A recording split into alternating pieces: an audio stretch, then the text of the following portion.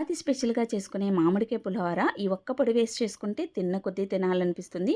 Cup బియ్యం కడిగి 2 కప్పుల నీళ్లు పోసి 10 నిమిషాలు నాననిచ్చిన తర్వాత కొద్దిగా ఆయిల్, పసుపు వేసి 2 విజిల్స్ మీడియం ఫ్లేమ్‌లో ఉడికించుకుంటే అన్నం పొడి పొడిగా స్మూత్‌గా వస్తుంది. తర్వాత వేరొక ప్లేట్‌లో వేసుకొని కొద్దిగా ఆయిల్, కరివేపాకు వేసి కలిపి పక్కన పెట్టుకోండి. బాండీలో కొద్దిగా ఒక 10 మెంతి గింజలు, 10 మిరియాల గింజలు, అర టేబుల్ స్పూన్ ఆవాలు వేయించుకొని పొడి చేసి పక్కన పెట్టుకోండి. పోపు కోసము పల్లీల నూనె అరకప్పు వేసుకొని పల్లీలు, జీడిపప్పు వేయించుకొని పక్కన పెట్టుకున్నాక బద్దమినపప్పు, పచ్చిశనగపప్పు క్రిస్పీగా వేయించుకొని దానిలోకి ఎండుమిర్చి, పచ్చిమిర్చి, అల్లం తరుగు, కరివేపాకు, ఆవాలు, జీలకర్ర వేసి క్రిస్పీగా వేయించుకున్నాక మామిడికాయ తురుము పుల్లటిదైతే కప్పుకి కప్పు సరిపోతుంది. తినే పులుపుని బట్టి వేసుకోవచ్చు. దానిలో తగినంత ఉప్పు, పసుపు, అలానే ఇంగువ, దానిలోకి తయారు చేసుకున్న పొడి వేసుకొని ఆయిల్ పైకి తేలేంత వరకు లో ఫ్లేమ్లో మగ్గించుకొని రైస్లో వేసుకొని కొద్దిగా నెయ్యి, కొత్తిమీర వేసుకొని కలుపుకుంటే సూపర్ టేస్టీ మ్యాంగో పులిహోర రెడీ అయిపోతుంది. ఉగాదికి ట్రై చేసి నచ్చితే లైక్ చేయండి.